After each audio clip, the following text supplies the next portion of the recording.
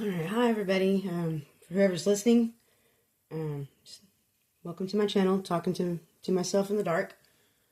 Um, I want to start with to start off with the reason why that it is so important to not emotionally manipulate people's emotions. So, and then the reason I want to talk about this is because I actually found myself in a spot a bit ago where I was actually doing that, like, openly. And the reason I was doing it doesn't matter. At the time I was doing it, I didn't realize I was doing it. I didn't realize that I was doing the things that were emotionally manipulative until I had already, I was done and, done sending the text messages and then blocked him and everything. And so, I did that. But there's several reasons why you don't emotionally manipulate people. For starters, whenever that you emotionally manipulate people, what ends up happening is you create like an energy field of falseness that they have to move around in, and you never know what that person is going through or dealing with in their mind. All you know is that they've got something that you need, that you want them to give you, and you've got to figure out, can I cry and get it? Can I which mine wasn't exactly like that, but mine was more of like an explosion, just, but one of the important things to do, and, when you're in situations like that, like, what needs to be understood about why I ended up doing it, was basically because I was basing my emotions and my emotional needs based on what I was being told. There's a difference in somebody actually caring about you the way that they say that they do versus just telling you that to pacify you at the time.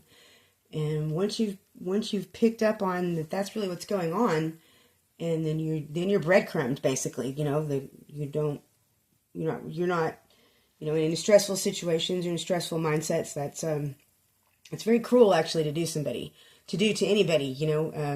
Just tell them, hey, I love you, you're special, da da da da da da. I just can't express my feelings, and then go for 2 days without texting again, and then this is a person that's been telling you all these things, and that's what you're expecting him to back, that person to back up, and you can clearly see that they're not backing it up. And so when it's a high emotional situation, at the time it was, I was already kind of stressed out and disappointed in some things that had happened already, and I mean I've been working on getting my mental stability, stabilized, and that was not helping. What was going on was not helping, and it's just like, look, if you say the things that you're saying, but dang, dude, I can't even, you don't even, there's like no communication, and, I mean, can you just stop whatever you're doing and just tell me, whatever, I love you, or answer my fucking question, or whatever it was. It just got very frustrating, and it felt very blocked and very, just, and all these things ran through my mind, and so I just finally made the decision, look, either you are or you're not. I can't play these games anymore, because it's a game. It is a game for whatever reason it's played. But it was, he may not have realized what he was doing. I mean, I don't know what he had going on his end, but, a simple either text back or, don't ever text me again, whatever, some kind of something there. And he, it was no answer to anything that I was trying to get, and the thing is, and I'm trying to, so then I go off on him and I'm telling him all this shit, talking all this shit, but that's just turning around and pitching it back at him, which isn't going to make the situation any better.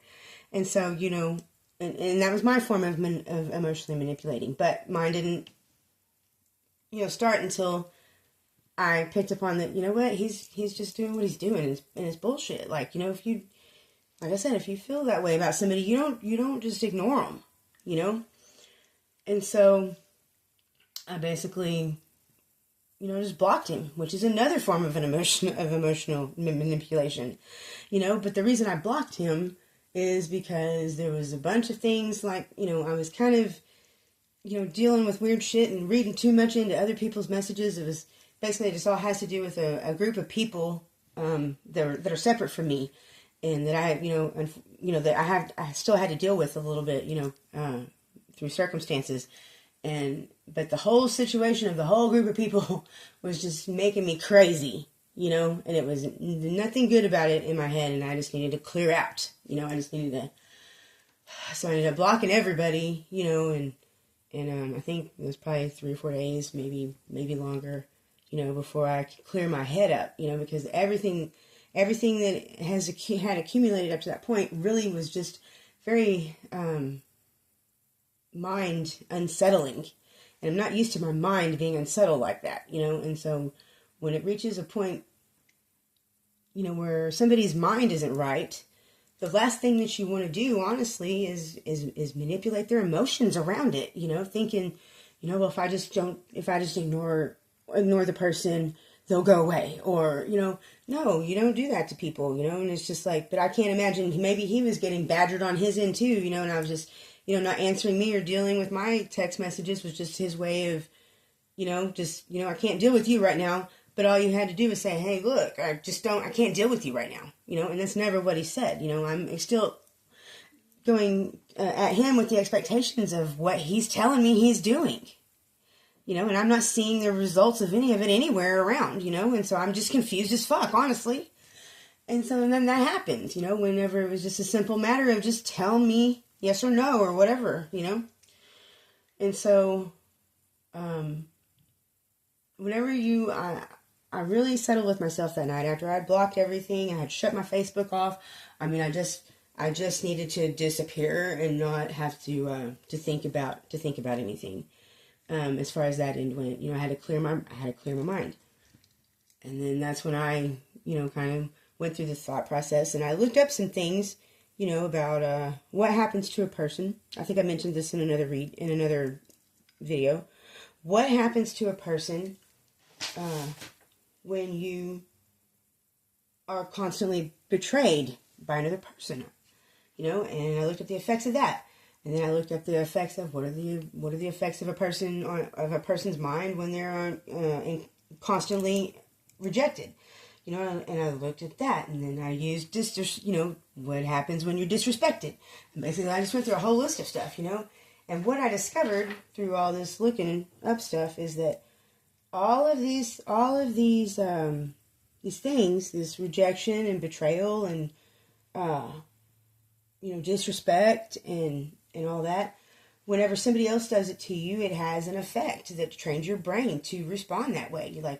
With the betrayal, when you're constantly betrayed or feeling like you're under a state of betrayal, it automatically puts a negative biased thought mindset in your mentality, and then you start scanning for danger, and then all of a sudden, you're just you're seeing things that may or may not be there, and it just causes a lot of deep emotional, mental instability. And the long-lasting effects are post-traumatic stress disorder and difficulty in trusting, and that's just when, with constant betrayal.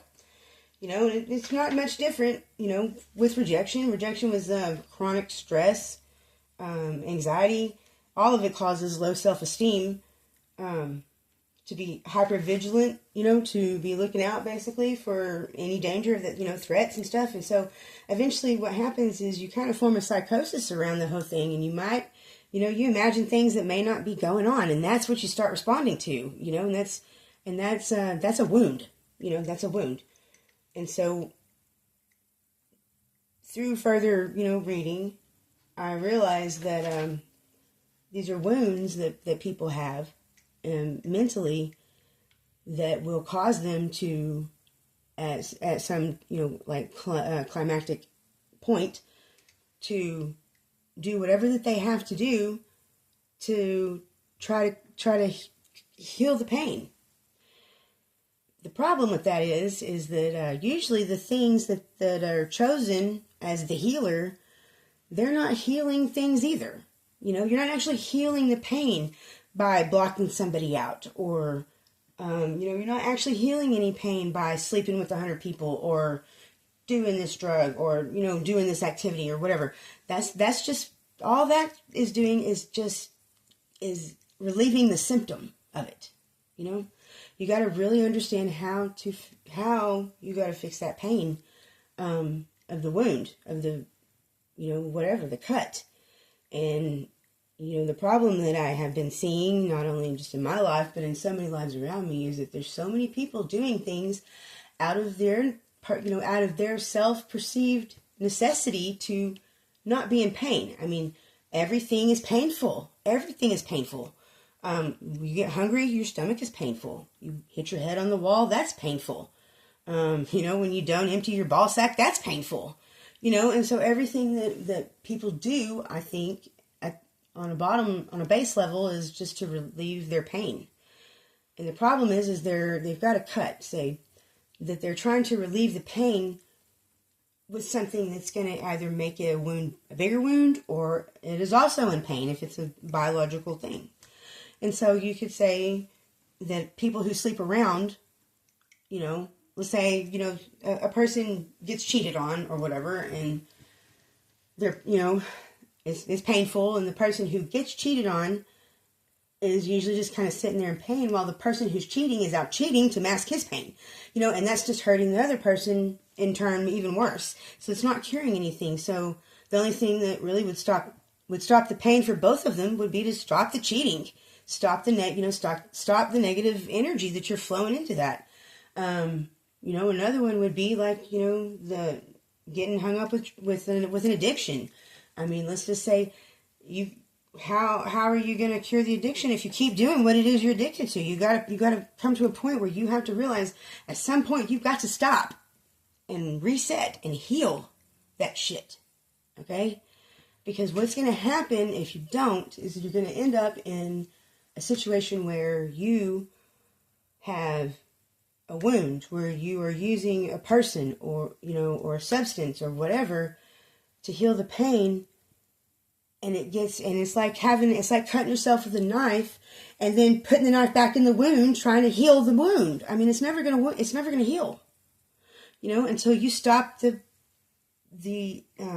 behavior that's injuring you.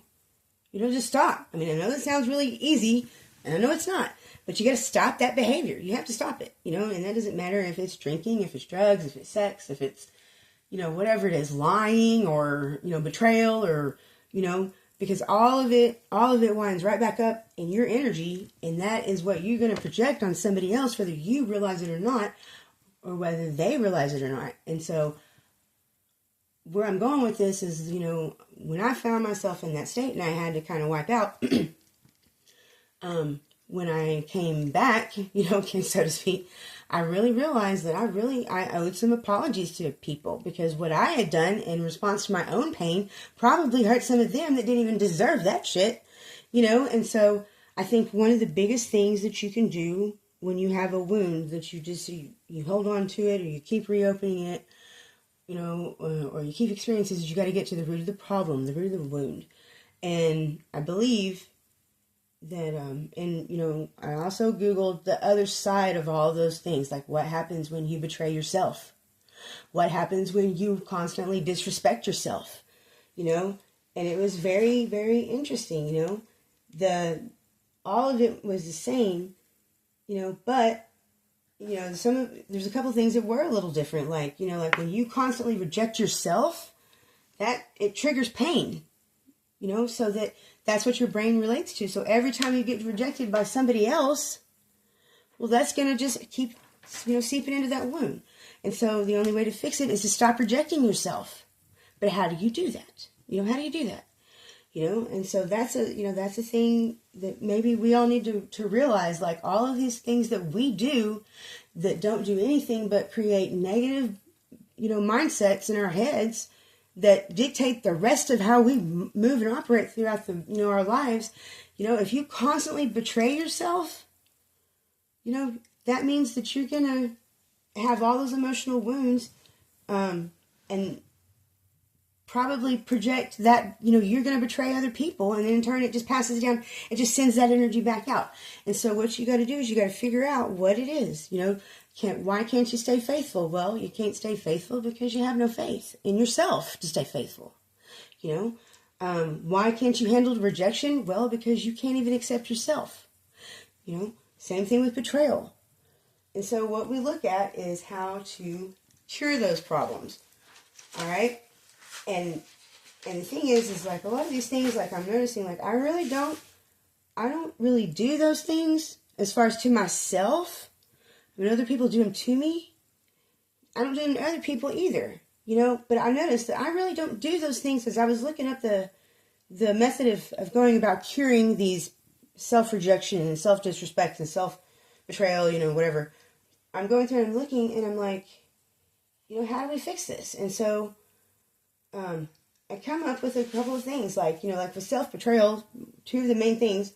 If you're betraying yourself, you're doing that by ignoring your intuitions, is one, and by not placing worth in your values, okay? Well, if you have a set of values that you've given no worth to, then they're just empty values. And people running around with empty values, that's a big self-betrayal. If you don't listen to your intuition, which I preach this all the time to people, humans are the only species on this planet that are conditioned to not listen to our gut. Okay?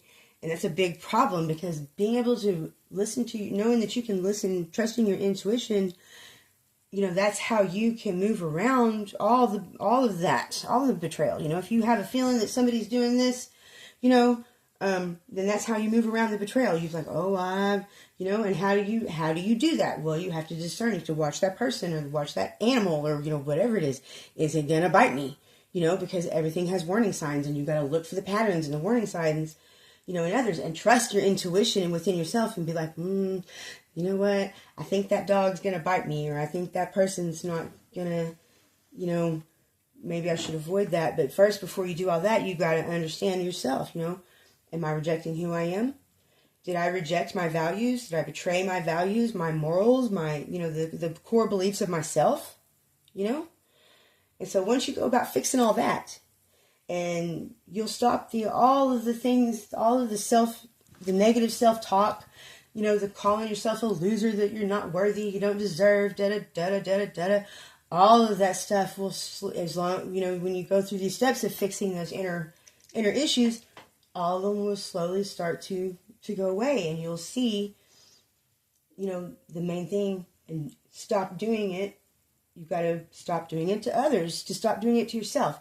Because some people, I know me, what it feels like when I betray somebody that I've, had always shown loyalty to and love. I didn't want to hurt that person like that, And so I didn't want to betray them like that. And so, but if I did, I would feel horrible, if I did it, and I knew that I would, so I just made the decision, to be loyal and keep that energy going instead of all the negative shit, right? Well, not everybody has that ability because they haven't actually identified really why they can't do that, Some people feel like they cannot be faithful. They feel like they cannot, not betray somebody, And even through all that they can't not do that, the whole act of doing it is just making it worse and worse, And so you got to learn, if you want to fix these things in your life that are really the things that are blockages for you, whether you realize it or not, you can't just walk around saying, well, I don't trust anybody. I don't even trust myself. Well, if you can't do that, how are you going to trust your discernment, and all the stuff that you put yourself through because you think that you don't deserve any better than somebody who's going to betray you.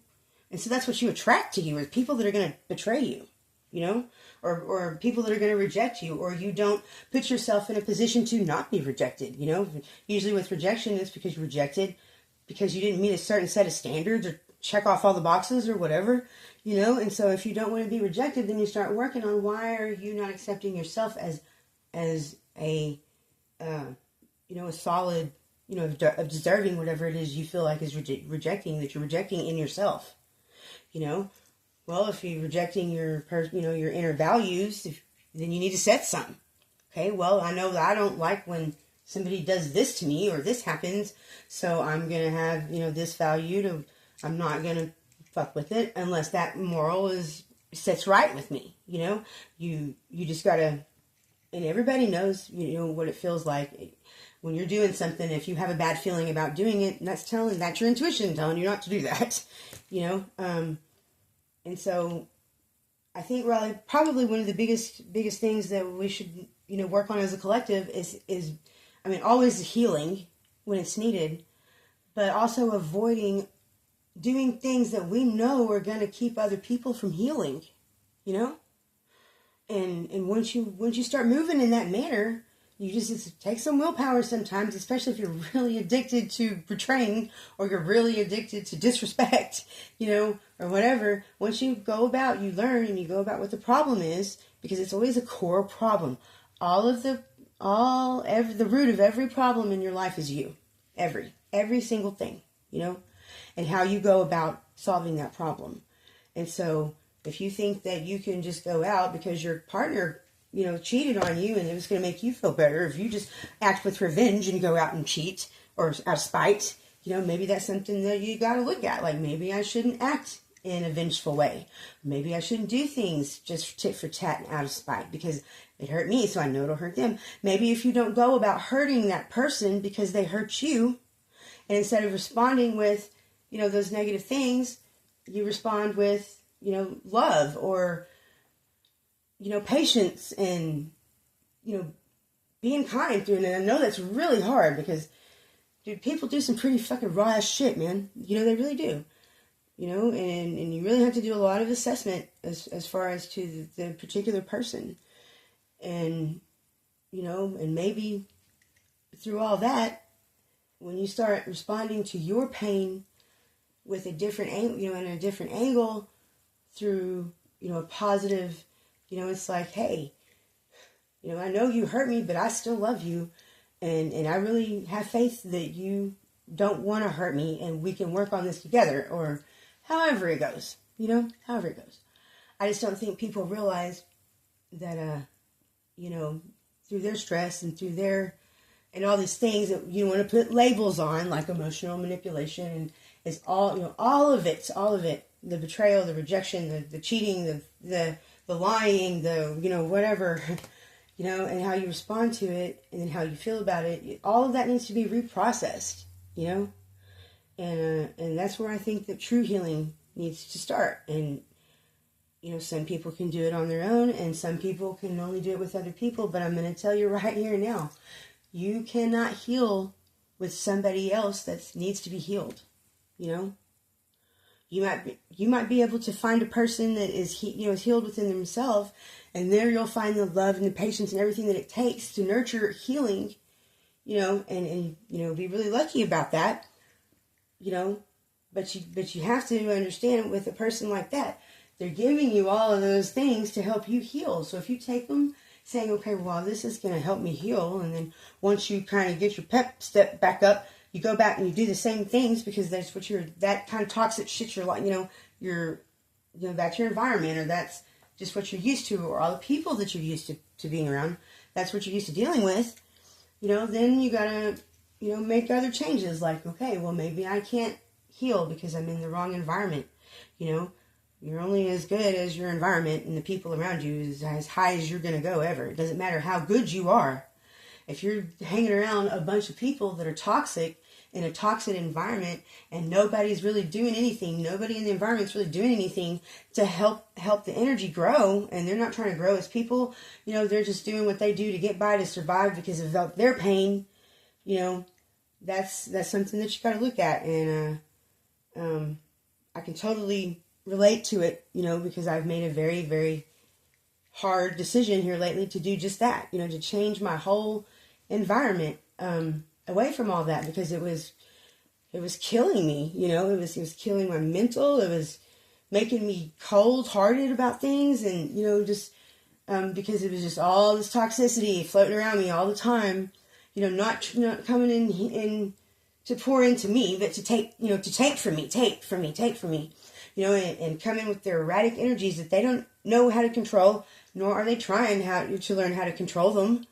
you know, they might have a good day and say, hey, I'm on the energy wagon. And then the next day they're all, hair looking like Einstein and clothes all crazy and just crazy and trying to fight everything and picking, arguments with the clouds and crazy shit. I mean, they're not trying to do anything to better their contribution to the environment other than just their toxic behavior, which is unmanaged emotions and unstable, mental instability and impulsive actions, that all of it is from some pain, and everything that is done through all those things is just for the instant gratification of like putting lidocaine on a cut. It's only going to last so long, that instant gratification that you think you're going to get, and then so when you get somebody coming in to manipulate that comes in and says, hey, I like that person and they're really down, I'm going to go swoop in.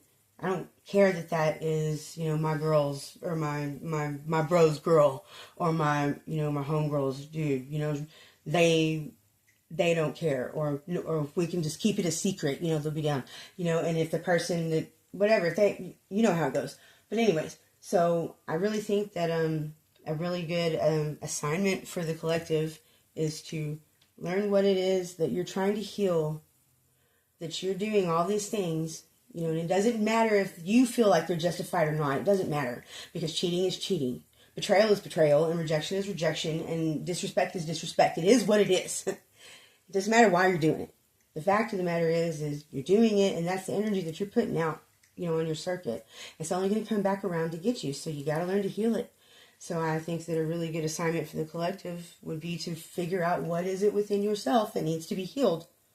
Even if you have to take a 4-day block break, like I did, to settle myself down and get my shit right and be like, you know what, I'm not going to beg for this. I'm not going to beg for anything like that, and that's what I was basically doing. I'm like begging this motherfucker, and I'm like, you know what, it's just got me begging like a bitch, dude, fuck this shit, basically, you ain't finna get me right there, and so I think once that we can get a ball rolling on that, then maybe we can start working for more shared identity, so to speak, of vibrational ascension.